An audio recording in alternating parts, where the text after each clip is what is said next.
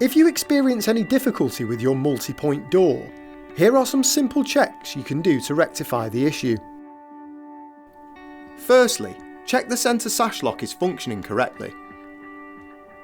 Remove the 2 handle screws, 2 cylinder cover screws and single cylinder screw to take these parts off the door. Unscrew the 4 screws in the corners to remove the sash lock.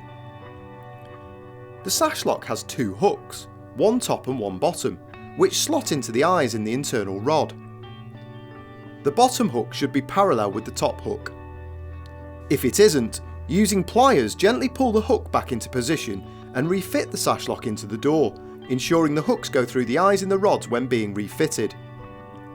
You can also check the side locks, which are the 2 sets of chute bolts above and below the main sash lock.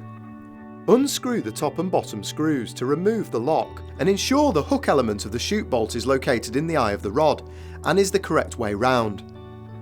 Another option is to check the cylinder is working correctly. Remove the cylinder following the steps mentioned previously and test the cylinder out of the door. The key should turn the cam in the cylinder smoothly and without force. A further check is to ensure the bottom chute bolts can extend freely from the door leaf and into the door frame when closed. If you have followed this guidance and are still experiencing issues, please contact our team who will be happy to help further.